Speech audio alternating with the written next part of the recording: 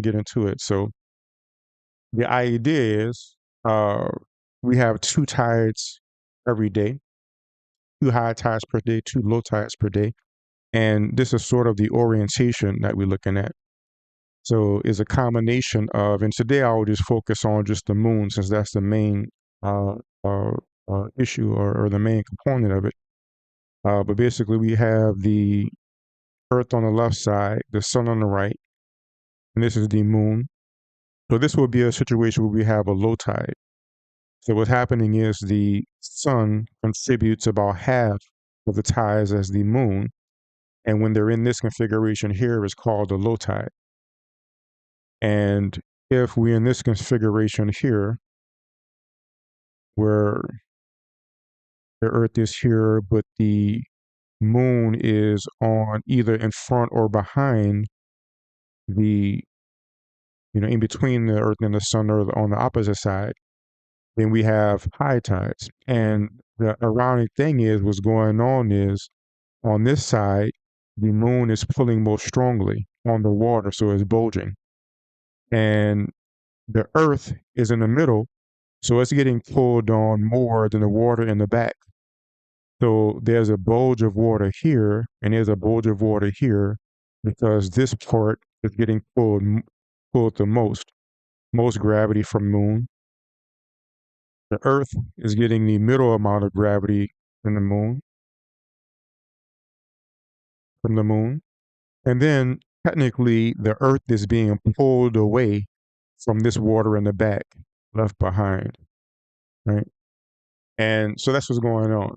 So what I'll do is I'll go through the math behind how we can calculate how high the tides are, how high the tides are, and also when they're going to come. High tides, and this is low tides, right?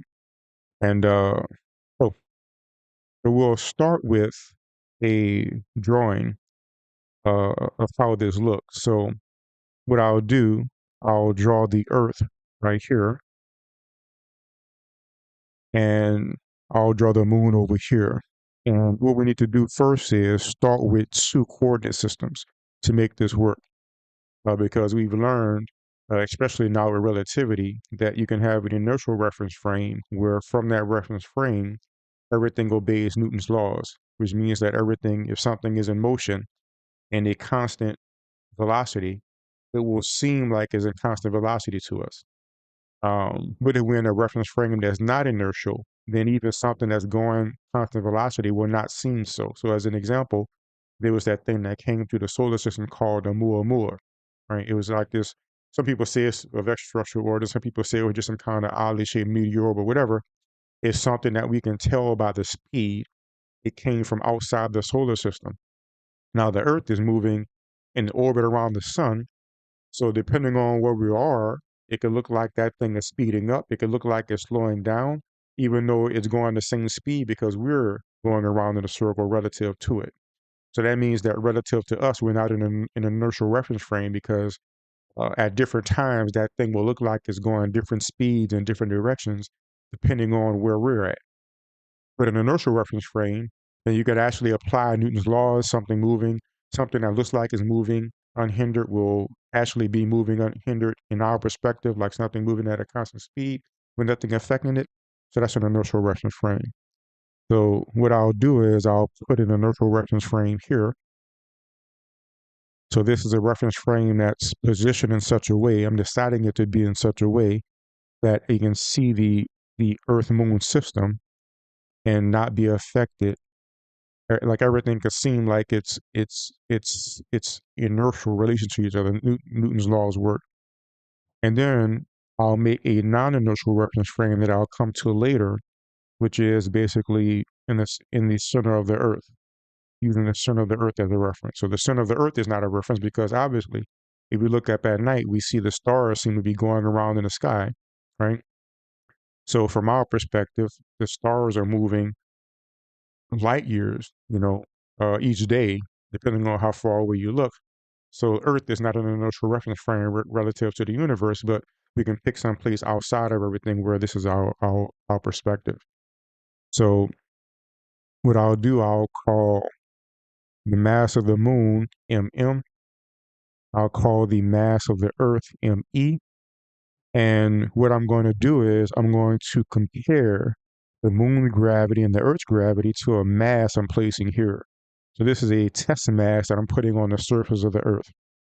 And this radius here is going to be the radius from the center of the moon to that mass. This distance here would be from the center of the moon to the center of the Earth. And this distance here is going to be the center of the Earth to that mass. So now we have the moon pulling on the Earth. We have the moon pulling on that object. And then we have the Earth pulling on that object. And I'm going to show the same thing from an inertial reference frame. So from the inertial reference frame, we have the center of the Earth. From the inertial reference frame, we also connect it to that object. So now we have these two reference frames in relation to each other. And we'll say that this is the radius to the mass from the inertial reference frame. And this is the radius to the Earth from the inertial reference frame. And these are vectors. These are what's called position vectors that allow us to sort of determine where things are, to position things, okay? So this is the system that we have to go ahead and put these equations in place. Now, what we're going to start with is simply Newton's, general equation, easy equation. F equals G m over r squared. And I'll let this one be the force of the moon in the inertial reference frame. So this is the force of the moon from the perspective of the inertial reference frame. So this is going to be the radius that we're going to use. And then we'll do the same thing for the Earth. And let me not drop my negative. V m Earth is m moon on that mass over the radius squared. Right? So again, we have the moon here that's pulling on that object. And we have the Earth that's pulling on that object. But the prime is saying that I'm relating this to the external reference frame, right?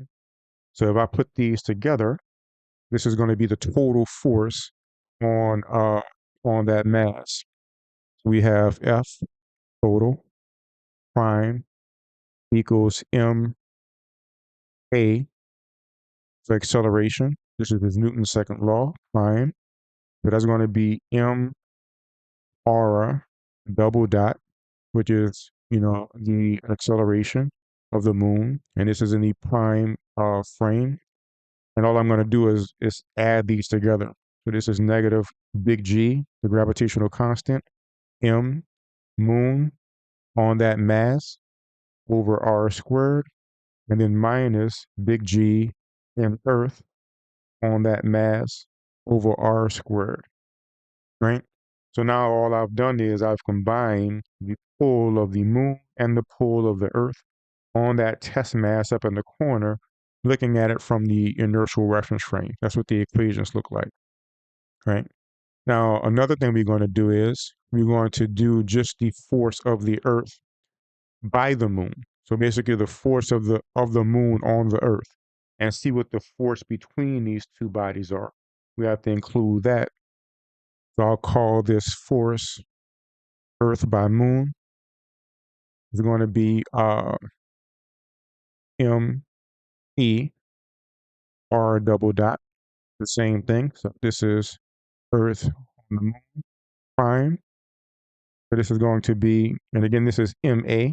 That is jump straight to the r double dot part. So this is negative G m moon m Earth over d squared, because the center, the radius from the center of the moon to the center of the Earth is that. And that's going to be so now we have the pull of everything. We have the combined pull of the moon and the Earth on that object. And we have the pull between the moon and the Earth on each other. Now, all the different forces that we're observing from outside the inertial reference frame are written down here, right? And again, this G uh, comes from solving for gravity. That's basically when we take two masses and we put them together and we measure the force between them. So we know the force, we know the weight of the masses. That G is the gravitational universal constant. That's any two masses that you put together. This factor is going to be involved in the force that they play upon each other, right? So that's the universal constant that's integral to masses attracting masses, right? So now we have those equations. So what we want to do now is we have to move this inertial frame into the non-inertial. So I said I was going to start with the inertial reference frame, but now I need to move this into the non-inertial reference frame of Earth so we can see how this impacts Earth, right? So the way I'm going to do this is I'm going to say that the non-inertial reference frame, which is the reference frame from Earth, the acceleration here is going to be the acceleration of the moon in the inertial reference frame minus the acceleration of the Earth in the reference frame. In the inertial reference frame, I'm going to put these together. Now, the way I've solved these, there's another m involved. So I'm going to take the original equations I had right here, and I'm going to multiply another m. So I have mr double dot m inertial reference frame over m to keep it equal to the same thing. And minus, I'm going to multiply me to this one, r dot e over me, right? So basically, this is the one for the mass. This is the one for the Earth. And what I'm going to do is I'm going to go up here. I'm going to actually substitute these equations in there, excuse me, for the moon and for the Earth. So I'm going to actually substitute these things in and use that to my advantage. So after I substitute these, what I get is negative g m moon, the little mass, over the mass r squared minus big G m Earth, the little mass, over the little mass r squared, and minus, and it's also a minus on that one already, G, and this is the masses between each other, the moon and the Earth, over the distance between them, b squared, right? So now what I've done is I've taken all three of the equations I have up here, the Earth pulling on the mass, the moon pulling on the mass, and the Earth and the moon pulling on each other, and I've put all three of these equations in terms of the non-inertial system. So what I could do now, I could cancel some of these masses. So it usually works out conveniently because in a gravitational field, masses will all be attracted in the same way. That's why when we drop things on Earth, once something gets inside the Earth's gravitational field, you can drop a bowling ball, you can drop a feather, as long as they're not affected by air resistance or something, they will drop at the same pace. So a lot of these equations, once we get, you can say the reference mass that we're building upon. So for instance, this reference mass here will be the mass of the moon, this will be the mass of the Earth, also the mass of the moon, because once, and basically this is the distance between the Earth and the moon, the distance between the moon and that object. So once we get our reference masses here, one of the masses usually fall out as it's just the way that gravity works, right? So if I was to simplify this a little bit, I would end up with negative g, the mass of the Earth, over r squared, and that r is the one from the Earth to the mass. Then we have minus g m moon, big R squared, and this is going to be the moon onto the mass, the big R. And then since there's a double negative there, we have plus g m moon over d squared. And again, this is taking into account that the moon pulls upon the Earth as well, because again, we're accounting for the fact that the moon is pulling on this, and the moon is pulling on the Earth, and we have to find out what the relation is. So basically, this little test mass is basically water it could be every test mass is the same thing. Tides actually happen to the Earth as well, but the Earth is a solid, of course, so it doesn't move as much, so we can't see it as much. But these gravitational effects happen to every mass, on the Earth. And this water is more easily visible because it's so viscous and all that stuff. But we have G M over R squared. And now I can simplify this since we both have G M M on this side because the moon is pulling on both the Earth and the mass. So now we have 1 over R squared minus 1 over D squared. And it's a minus because I extracted this out. When I multiply that in, it'll be positive again. So this equation here, and basically I dropped the R I had along the way to simplify my writing, but this will be the direction along the radius of small r, which is this direction here. This one will be the direction along the radius of big R, and this will be the direction along the radius of the D radius. So basically these are the uh, unit vectors that'll give us the direction that we're pointing these to, like so. So each of those will have the different directions, but it's not necessary to add that right now. But this is what we're looking at. So we did all of that to get here. This is the pull due to the Earth. So as you can see, this is the mass in question, right? Because again, the Earth is doing the pulling, just like how when you drop a basketball or a bowling ball and a feather, they fall at the same pace. The Earth is doing the pulling, so it's going to have the same effect. So we have the Earth pull there. And the moon is pulling on again the object and the Earth. But this difference is what the tidal force is.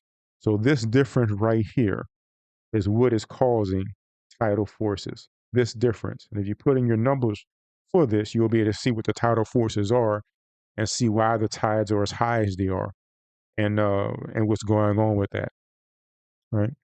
So again, this is the pull on the object due to the Earth. This one over here, I'll say due to Earth. Because of course the Earth is pulling on the water, the Earth is pulling on the mass. So that's the Earth pulling this thing down. Uh, but the moon is pulling on the object and the Earth.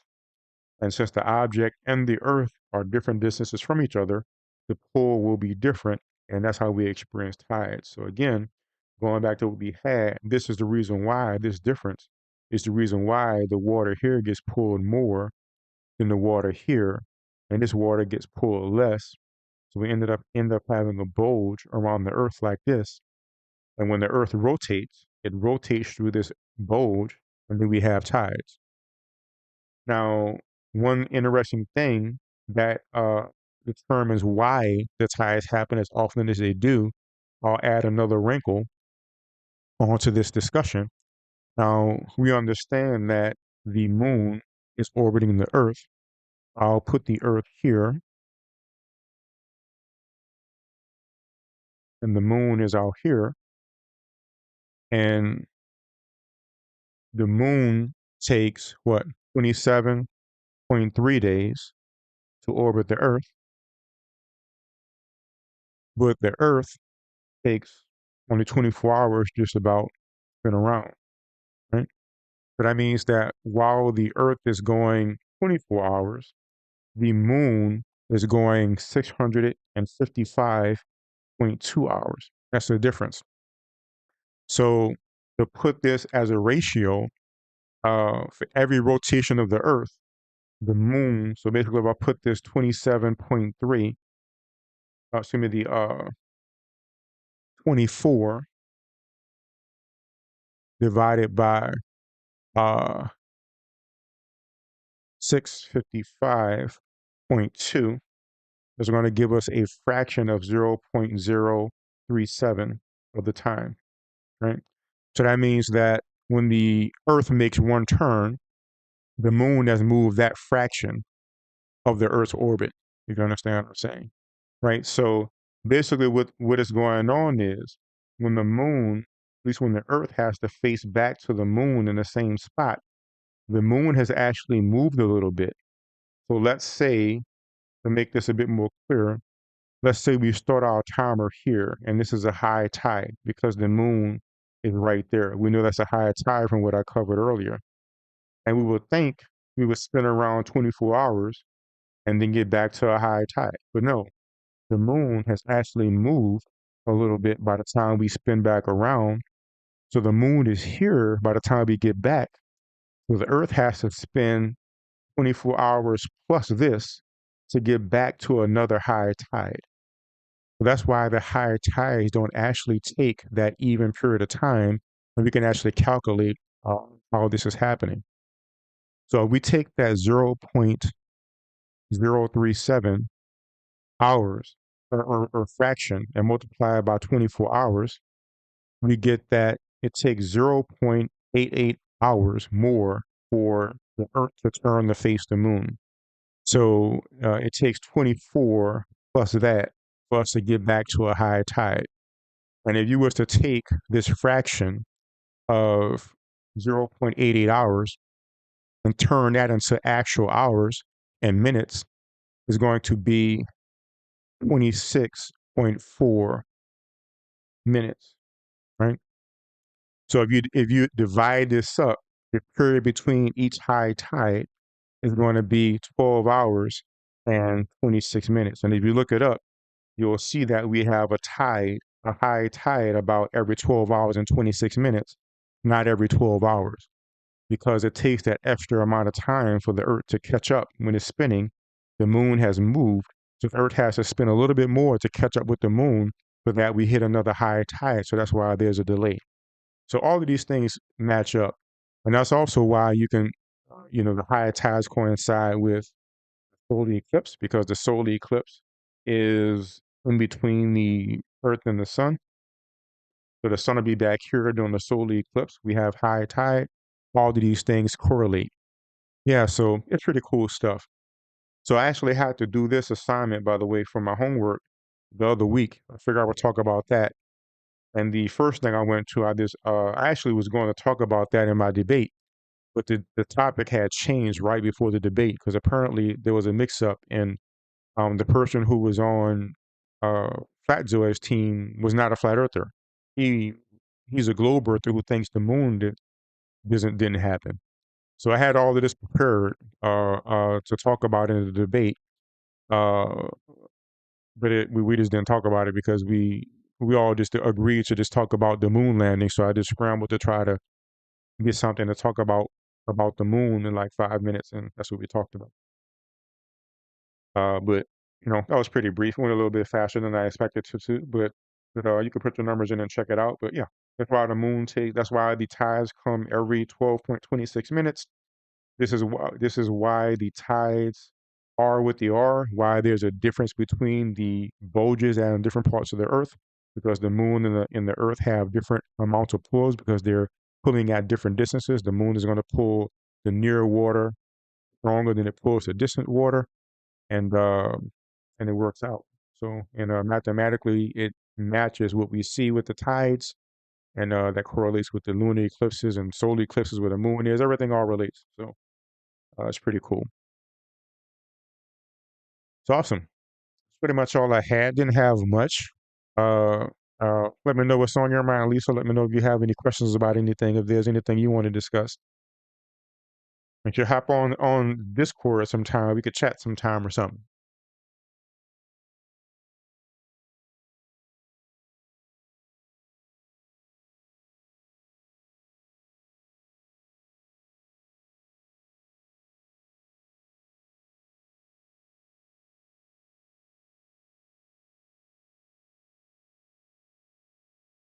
26.4 minutes, by the way. After you do the math on that.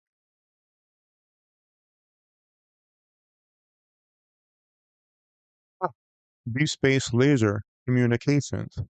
That's interesting. Pull it up and take a look. I have heard mention of that before.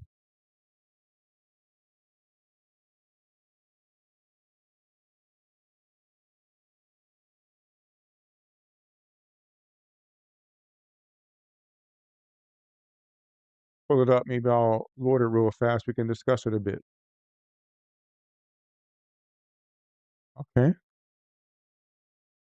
Let me share my screen here. We'll take a look and see what this is talking about.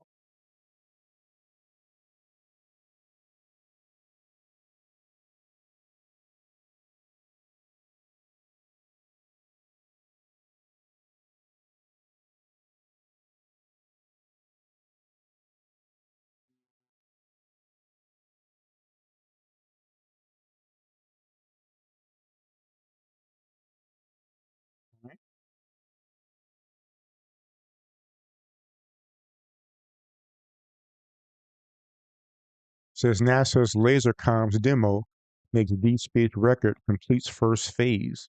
Right. Take a look and see what's going on here. The NASA Psyche spacecraft is depicted receiving a laser signal from the Deep Space Optical Communications Uplink ground station at JPL's Table Mountain facility in its artist's conception. The DSOC experiment consists of an uplink and downlink station plus a flight laser transceiver flying with Psyche. The Space Optical Communications Tech Demo has completed several key milestones, culminating in sending a signal to Mars' farthest distance from Earth. Oh, nice. So they're learning to use lasers to communicate as far as Mars, huh? So I can certainly see this being utilized. And I had mentioned in the debate at one point that I'm an alumni of the NASA Community College Space Scholars, or Community College Aerospace Scholars, and I learned about how they're using this in situ technology to extract hydrogen and oxygen and all kind of things from these actual lunar soil and eventually the Martian soil, so we can actually utilize the resources there to build stuff instead of bringing everything there. So I could definitely see this being utilized when we you know, for Elon to do it and start getting people there eventually. We will be able to communicate. Oh, and this is an image of how it looked. This visualization shows Psyche's position on July 29th when the uplink station for NASA Deep Space Optical Communications sent a laser signal about 290 million miles to the spacecraft, see an interactive version of the Psyche spacecraft in NASA's Eyes on Solar Systems. All right, take a look at this. All right. Lisa says, yep, the higher data transmission and higher transmission rates for data. They plan on using it for upcoming moon mission to get real-time, high-quality video. Awesome. Just the flat earthers still say it's fake. But I look forward to it. It's neat. It's amazing the good stuff that they're doing. Me myself, I think I still prefer like theory over experiment. Even though I know I'll have to do some experiment. You have to like do some experimentation and stuff to get to the degree and all that stuff. But you know, certainly like appreciate that the people are doing it and getting this stuff to work and making this stuff happen. Because I want to go to the moon. I want to go to Mars too. I think I want to go to the Mars more than the moon, but I definitely like to go. So yeah, that seems cool. Are you aware, by the way, Lisa, that I wish I'd have known about this, but years ago, I guess it's about 3 or 4 years ago now, they had this contest where people just did a submission. I mean, you could have donated money, but you could also just made a submission, like an entry. And three people they sent out of space. I believe it was a teacher, it was a nurse, and it was like a plumber or something. And SpaceX sent them to space. They orbited the Earth for like 3 days in one of the Dragon capsules, and then they brought them back down. That was pretty cool.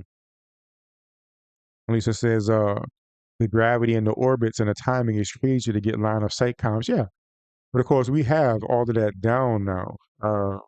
We have. 'Cause at first we had to rely on, only parallax and things like that, and different calculations to get the distances of things. But what we can do now is we can use radar ranging on Venus and get a precise distance to Venus. And Kepler's laws puts the entire solar system in perspective in units of astronomical unit. So you can use Kepler's laws. You don't have to know how far Venus away is from you, but you know Venus is a certain fraction from the sun away from you precisely. And you know that Mars is a certain fraction of the distance to the sun, right? So the moon is like zero point 0.7 AU. Don't quote me, but it's something like that. And Mars is like, you know, 1.5 AU. Whatever it is, you can use those laws and get that ratio precisely. So they had the precise ratio for a long time. But now, since we have this technology to actually send data to there and get it back, now we have the precise distance to Venus. And we know from Kepler's laws that Venus is zero point 0.7 or whatever AU.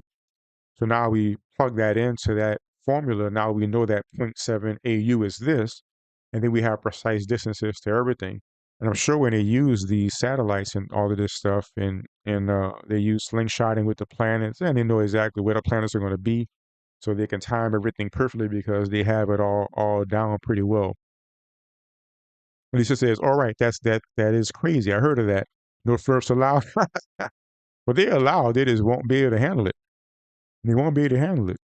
It's like how today when I was talking to Flatzoid, and he was saying the second law of thermodynamics says the atmosphere, we can't have an atmosphere, but he has no clue how to answer it in terms of the second law of thermodynamics. I've taken a class where I had to do work in thermodynamics. Just saying, oh, I have a container, that's not how it works. You have to calculate the entropy and the exchange of energy and the free energy and so on and so forth. And there's numbers and equations and variables. So just this word salad doesn't do. So they're allowed, but they just unable to handle it. They're just stuck in this meme level understanding. Lisa says another gravity subject to moon's orbit. Another gravity subject, the moon's orbit is increasing because of the Earth's spin is slowing down. That is correct. Conservation of momentum could be wrong. Moon laser distance range confirm is getting farther. Actually, it's because of the tides and the moon. Actually, when I was doing research on this thing here, as a matter of fact, I watched a video with Neil deGrasse Tyson where he was explaining it. So basically, it's tied, it's tied almost to this phenomena here a little bit. But you could think of it like we know even gravitational waves. My understanding is they even travel, like they take time to travel. It's almost like literally a wave propagating through space. So things take time to travel. And also there's lag. So if you think about, I'll try to draw this a bit more precisely to see what I'm saying. So we have the Earth, and the Earth is here, right? And we have the moon here. The moon is moving and dragging the water with it, right? So I mean the bulge is relatively stationary relative to the Earth, but the bulge always wants to face the moon. So to us, and again we were talking about those inertial reference frame. To us, there's this bulge of water here, and we're rolling through it as we rotate. But from the perspective of the moon is dragging this water with it, but it's viscous with the surface of the Earth. So technically, the moon is actually a bit ahead of the bulge, and the bulge is constantly trying to catch up. And there's this drag on the Earth that's causing the Earth to slow down.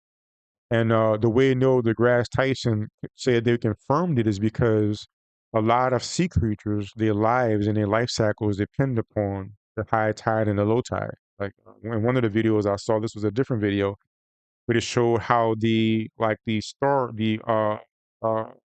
forget what those animals are called, sea stars, but they look like still stars and they have the little dots on them, and they live right there on the shore.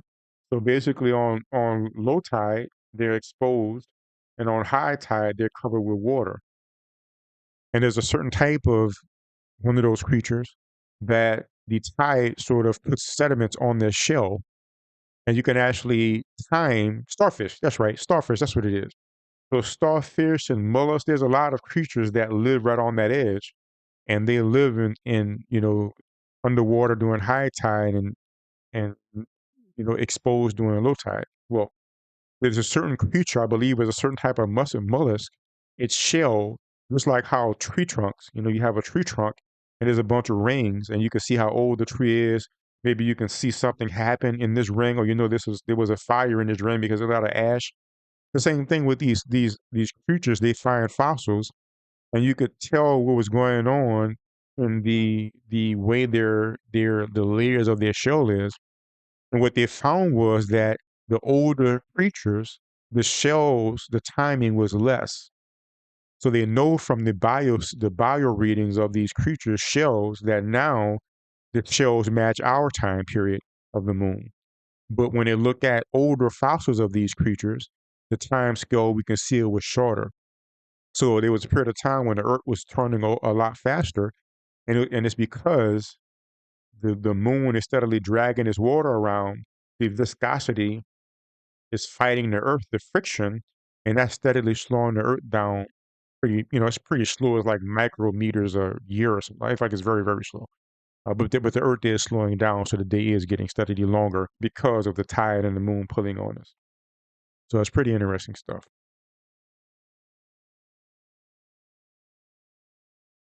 So yeah, so you never know. And I believe you did mention the moon is getting farther away. I'm not really sure what's causing that, but I believe the moon is getting farther away from us. But the Earth is still slowing down at the same time. Because we know that at a certain point we won't even get full solar eclipses anymore because the moon will be too far away. Which also must mean that the moon is slowing down, right? If it's farther away, it can't be going the same speed to conserve momentum, so it must slow down. So that would explain why we're slowing down too. If the moon is slowing down, then the water that's dragging will be slowing down. It seems to all relate.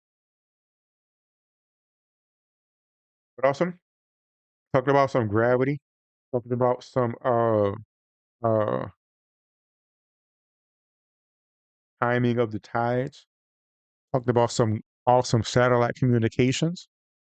At least I said I saw a YouTube vid about it, but I forgot the details. Yeah, yeah.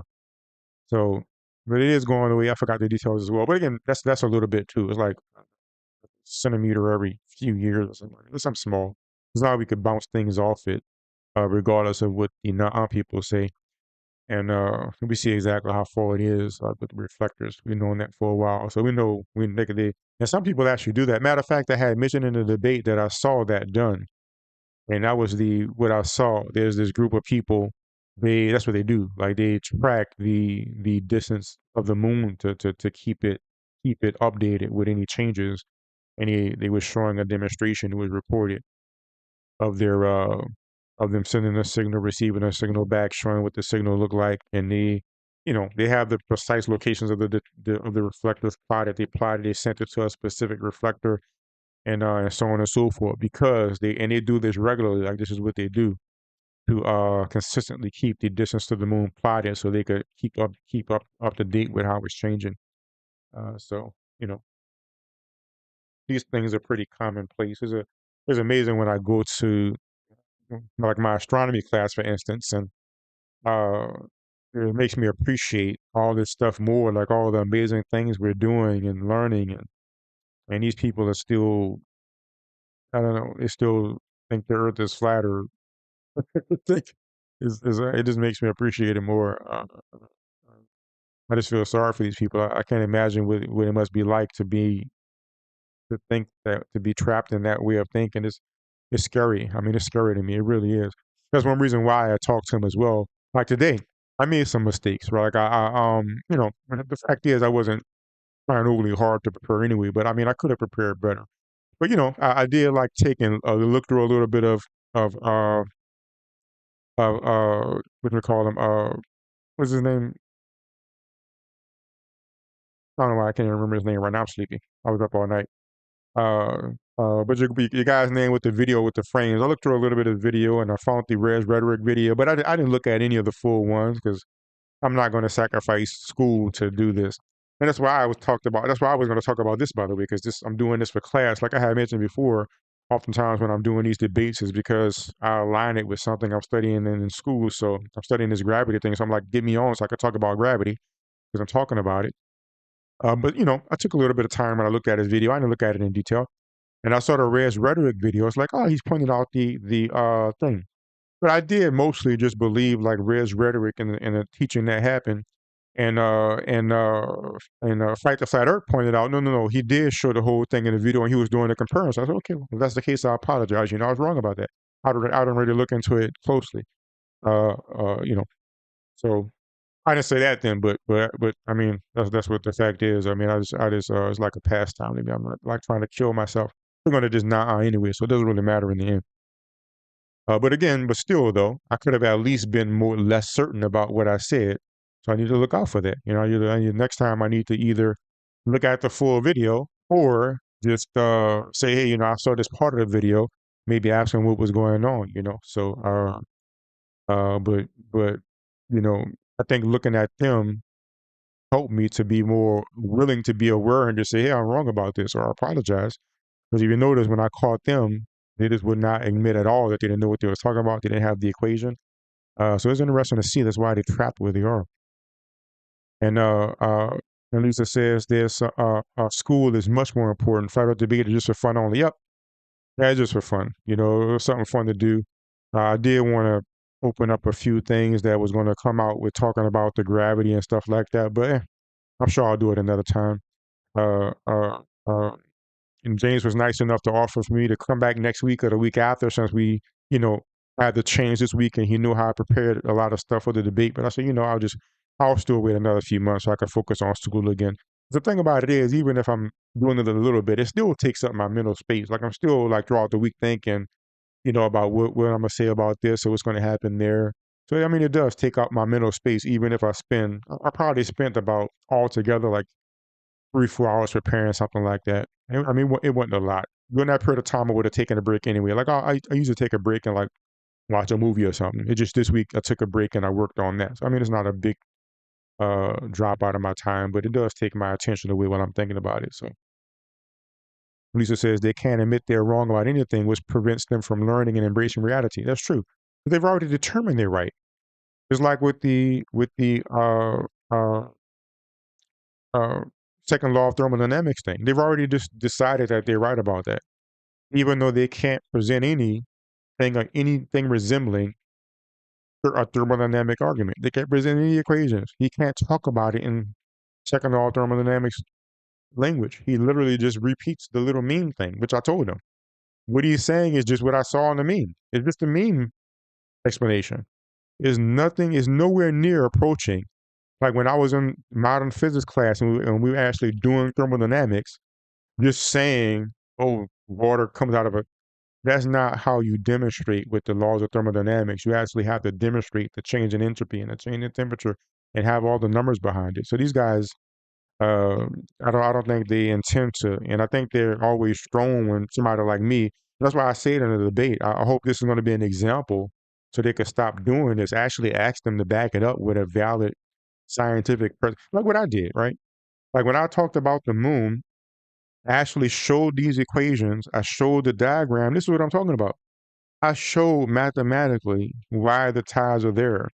So anybody can take this video. If I made a mistake, let me know, right? But I mean, I learned this from a Newtonian textbook. So if I made a mistake, I just made a mistake. But anybody can get the textbook and see themselves. Any Newtonian, any mechanics textbook, it talks about tides, and you'll see the same derivations, and you could just fix my error. But the point is that you can take these equations, you could put the numbers in, and then you can compare all the tides as high as these equations predict.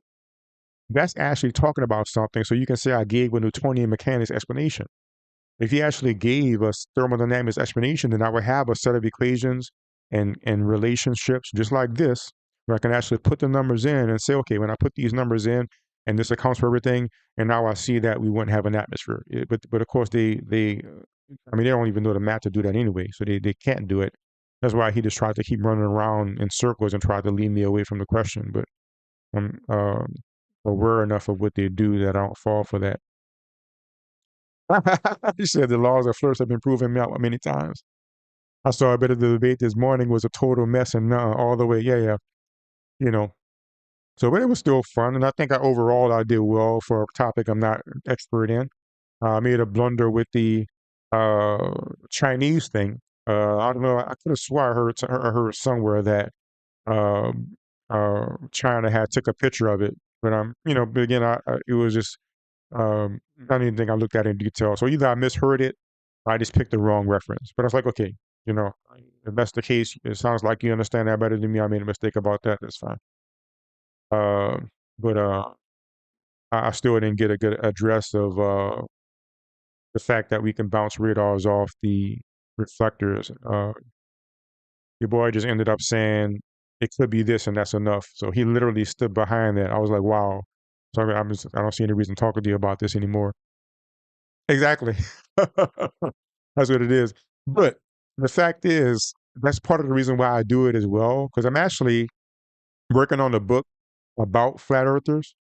And part of what I do is learn how they think, like learn what they, so I could describe what they do. And I don't even know if I'm ever going to finish or publish the book. But it's something I've spent. I can't say I've done it heavily for a few years, but I've written about a few things already. I wrote about the out of body experience. I wrote about A Course in Miracles. So usually things that I spend some time learning about, I write about it. So that's one reason why I do it as well. So I put that in another. Oh, this is a dynamic that they have, right? They talk about thermodynamics, action for the natural formula. They try to lead you away, and or they say I could do this. That's a common theme now. Or it could be this, it could be that. So I like noting the different dynamics that they have. Uh, I find it interesting from a psychological perspective, and plus, like I said, it helps me to try to avoid that in myself because we're all human. We could be subject to the same biases. So I think being aware of the biases helped me to look at mine. So Lisa says the psychology is very important to understand, at least for me, is why I support MC Toon and spend my time on this subject. Yes. Um, if I was a psychology major, this would be my thesis. Similar to how I don't remember that lady's name, but I can pull it up really fast. She wrote a book on flat earthers. Over the what is it? Off the edge, over the edge. I got you like half the book.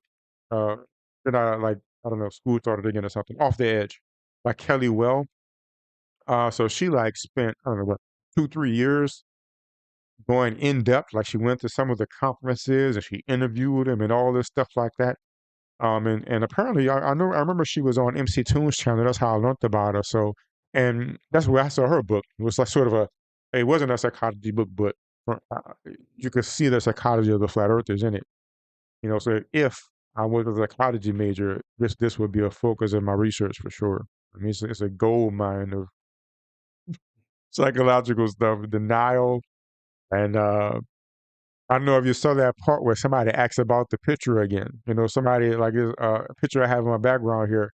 Let me show it real fast. Somebody consistently every single time asks, and MC Toon suggested, man, why don't you take it down and get a like a Himawari photo or something.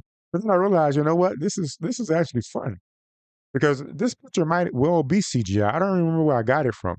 But it just goes to show, like I said in the debate, yeah, they get triggered. Yeah, yeah. But the thing about it is, if I have a Himawari 8 picture, what do they say? They say it's fake. It's obviously fake. They have no evidence for it. They just say it's fake. So if I have a picture that's sticking from a satellite, they say it's fake. If I have a picture, and I do believe this is actually a CGI picture. I believe it was just a good-looking picture that matched with my colors. Well, I just got it. They say, well, why you have a CGI one? Why don't you have a real one? Well, if I had a real one, you say it's fake anyway. So obviously, you're just a liar. You're just dishonest, or you're just delusional. What is it? So I'm going to keep this picture just for that reason. It's just amusing to me, and I'll see how long they keep doing it, even after I point it out. So quite interesting, man. You can't make this stuff up. Exactly, exactly. It's just part of their delusion. It's just like how Marcus, he was just saying stuff. He was just saying, "Yeah, it's so hot out there, and there's a vacuum." None of that proves that they're not out there. Just saying that it's difficult is amazing, man. Is amazing. Is amazing. Sure, I'll be back. I just and I find that not a lot of people ask me the questions I do. Like, not a lot of people hold them to task. Like, how many times have you heard people listen to this this this? I don't even know what a proper word to use.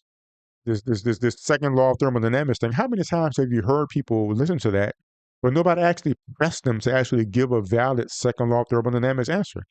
Clearly, he has no clue about the second law of thermodynamics. Else he'll be able to actually give a second law of thermodynamics answer, not just repeat the same nonsense. How many people ask that? Or how many people have you heard call like Marcus out on his double standard like that? You know? Fatzoid, that's his name. I don't know why I can forget his name, but I'm sleepy. But who does that? That's pretty much it. But they all just say the same thing, you know. So every time they mention it, I'm going to press them, you know. Actually, exactly, they're just liars. But I really believe that he just did like he said I did, which I did do. I just I looked at a little Res Record video and I looked at a little of that video. I said, oh, they found this little false thing. But again, I'm not taking it so seriously. I'm not like believing I'm overthrowing all of science, right? So I mean, I think it's still a little bit different. But this guy actually thinks he's overthrowing all the science by saying air escapes a container. So, I mean, do you really think all the scientists are that stupid?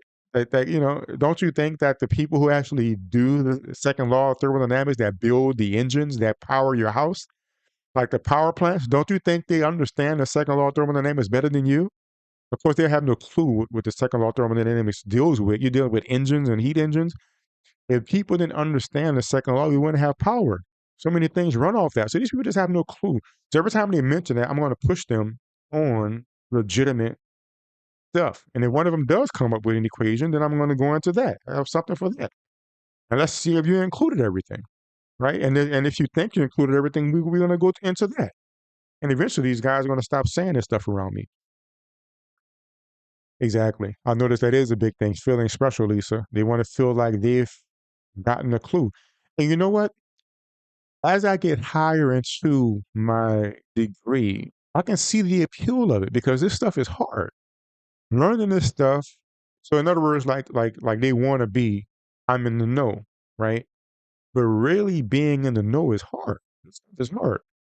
So isn't it easier to be able to just make up stuff and say it could be that, and now you're in the know, and like you said, you're special. You're on the same status as Einstein, right? Because how many times do they say, you know, Einstein was wrong about, they have these quotes. Einstein said this, whatever. But they put themselves as if they're on that level now. We know that this is that and this overthrows that, and without doing any of the work, without knowing any of the math. So I can see the appeal because it's hard work, but it's not really worth it when you actually understand what's going on. A lot of time and a lot of work. That's right. And you hit it right on the nail. They want to take the shortcut, and I believe some of them can't. Some of them, like the friend that I knew, that at first I thought it was just some kind of satire. At first it was like people can't really believe this. But I knew this guy personally. I'm like, I know he's not lying to me. I knew this, I know him for like 10, 15 years, and he fell into it. We met over video games. We never really talked about science or anything. But I was like, this dude, I know he really believes it. So people really believe this stuff. But I also know that he was bad at math and science. He did not do good at it. He admitted that. In school I couldn't really do it. So I really believe they can't. Maybe it's because they don't apply themselves, or maybe it's because of their level of intelligence. But time and time again, as I talk to them, you have people that drop out of high school, a lot of them that never went to college. Whitsitt himself, he admitted eventually that he went to college on a football scholarship. And while he was there, he didn't really study anyway. He didn't do any higher level math. So even the top ones, they don't know any high level math. They didn't do this stuff. So either they can't intellectually, or they just don't have not put in the time and effort. And so all they have to try to get that same level of oomph is to just lie, like you said, just to do the shortcut. So, but it's entertainment. So, but awesome. Let me know what you want me to talk about next week. I'll be back next week. I'm trying to get some people to come on and talk with me. I'll see how it goes. So I haven't heard from him yet. There's a guy saying he, debunked Einstein and all this stuff. He says he's going to come talk to me, so I'll see. So I'll definitely want to hear what he has to say and drill him on, just like I did with your boy today. Trying to actually get them to put some actual stuff behind it, not just saying stuff. But he's not going to be able to. Okay, awesome. Yeah, good to see you in chat. But I'll be back next week. I'll look for you. Thank you always. Lisa, it's good seeing you. I know some other people was watching as well. I didn't see your chat, but is thank you for watching. And let me know in the community section on the YouTube page. There's a part that says community or what have you. Let us know.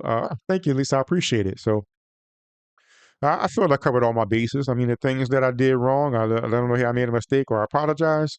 I think I made some good points for putting their toes to the fire, and it was fun. So I don't have any regrets. Or so I mean, I'll either be a bit lighter on my sources, or look at the full video next time probably. But hey, not a big deal. But awesome. I'll look for you next week, same time, same station. Either somebody will be on, or I'll talk about another science topic. Thank you for joining.